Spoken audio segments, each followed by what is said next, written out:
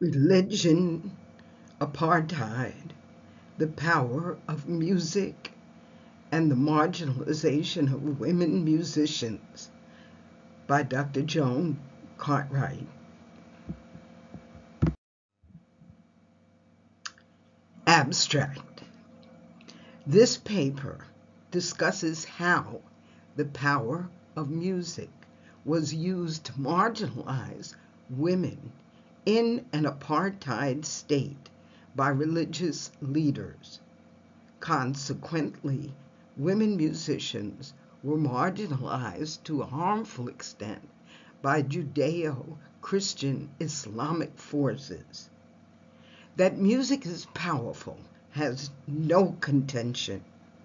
That music is a prevalent force in the triangular religious system is a fact. That women have been barred from participating in the production and programming of music within the religious system, inherently barring them in the secular music industry, can be shown statistically. Therefore, this qualitative paper used quantitative measures to show that the systematic omission of women's music from religious canons led to the undervaluing of women's music in the secular world. Statistics have shown that women's music is programmed in a ratio of 80-20 with men's music. Although more and more women grace stages in the 21st century, there is a wide gap for women performers and composers to share their music with the general public, especially at events produced with public funding. The solution is to create a platform for advocacy and lobbying to bring awareness about the marginalization of women in the arts and to introduce legislation requiring women to receive at least 50% of funds allocated for the arts. Women musicians do not get substantial opportunities for performance and public programming of their original music on traditional media platforms. Therefore, women musicians do not benefit from tax dollars that they pay, and the general public does not benefit from hearing the messages in women's music. The power of music was used to marginalize women in an apartheid state by religious leaders. Consequently, women musicians were marginalized to a harmful extent by Judeo-Christian Islamic forces. Music is powerful. Music is a prevalent force in the triangulated religious system. Women were barred from the production and programming of music within the religious system, inherently barring them in the secular music industry.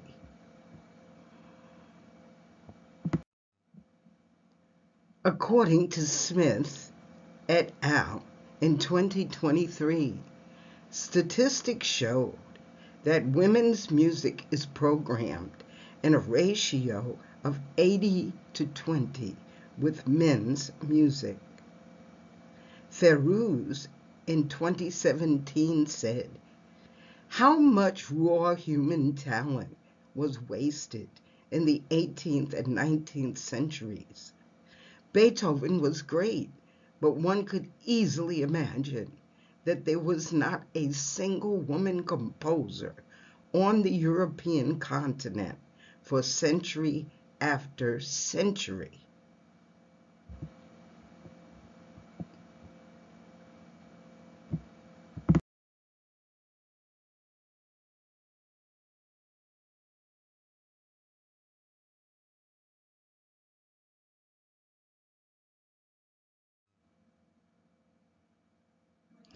In Judaism, women comprise 50% of the cantorate in the non-Orthodox world.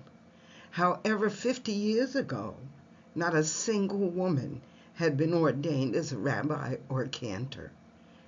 In 1975, Barbara Osfeld Horowitz was the first woman cantor to be ordained or invested. The term widely used until recently for some cantors' induction into the clergy, according to Goldberg in 2016.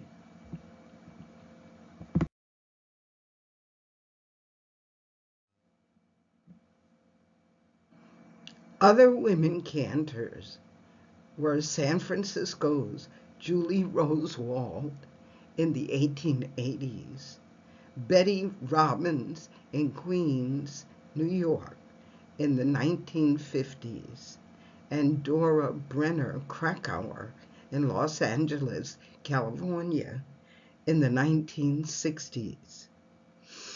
In 1967, the University of Judaism recognized Krakauer's talent, but did not allow her to serve a congregation. By the 1970s, she was a traveling guest cantor all over the world, according to Goldberg in 2016.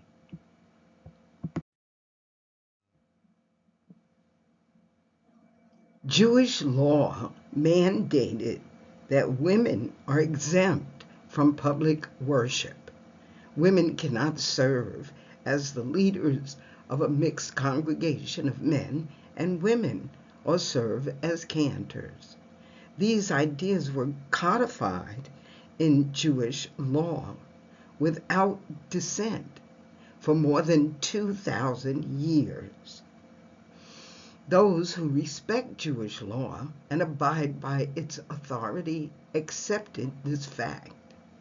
Those who are intent on yielding to the pressure of a vocal minority, or those who would subvert traditional Judaism to make it conform to modern sensibilities, naturally disagreed, according to Allen in 1991.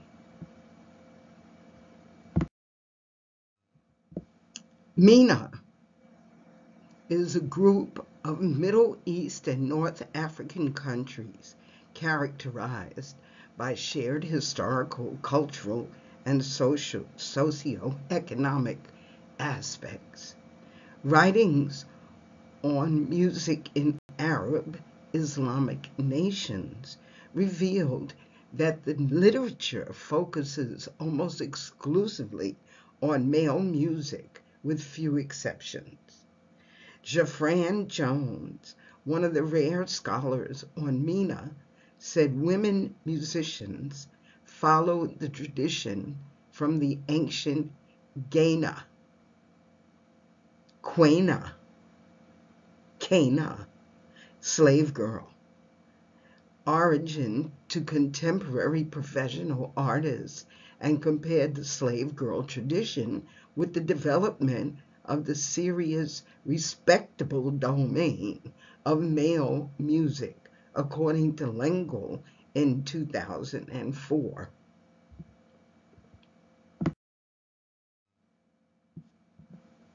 Jones wrote that men's music has not yet shed its holy robes, its air of erudition, the dignity of the sheikh, according to Lengel in 2004, who also said, by contrast, the women's music has descended directly from the pleasure palaces of the golden past, from the slave harem, from the libidinous dream world of the 1,001 Nights, or from the more sordid public tavern, and she has not yet succeeded in shedding the diaphanous veils, the wistful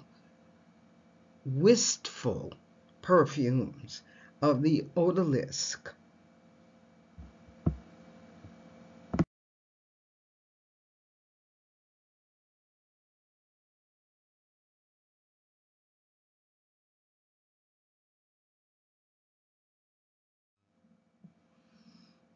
A Catholic order formed in Rome, Italy in 1098.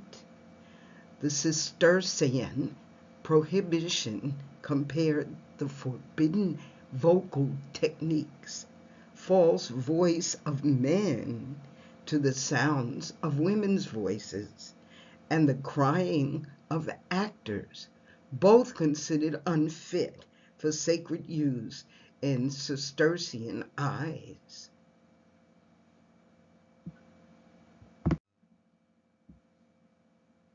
The only English religious order founded the Gilbertine monastery in 1130 AD, which followed Cistercian rule.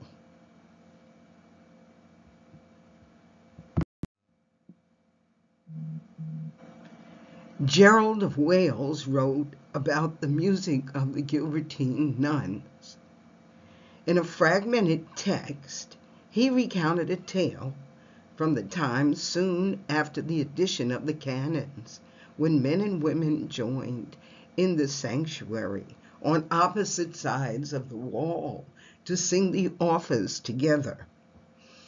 One canon and one nun, each blessed with an attractive singing voice, heard each other singing the office one day. Driven by the desire aroused by their appealing voices, these two escaped together over the cloister wall that same evening. As a result, Gilbert punished the nuns by restricting them to humble psalmody.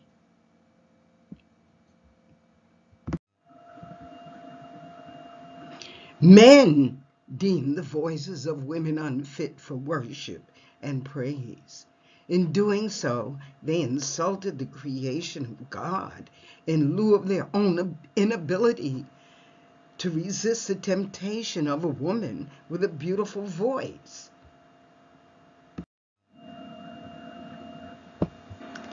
In 2017, women earned 20% or less of the $42 billion music industry worldwide.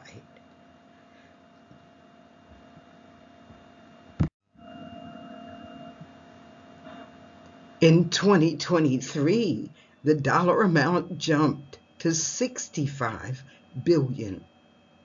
With streaming music, women still only earn 20%.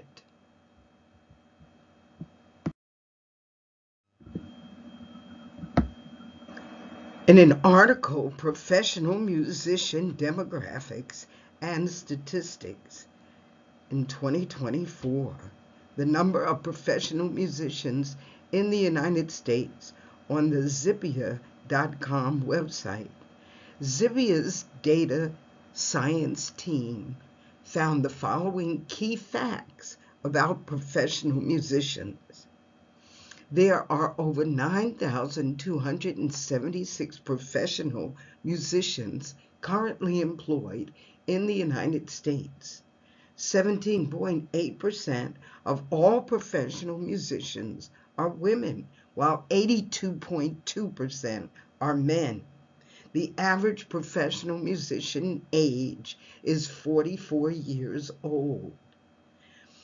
The most common ethnicity of professional musicians is white, 66.5%, followed by 12.9% Hispanic or Latino, 9.9% Black or African American, and 5.5% Asian. In 2022, women earned 95% of what men earn. 9% of all professional musicians are LGBT. Professional musicians are 67% more likely to work at private companies in comparison to education companies.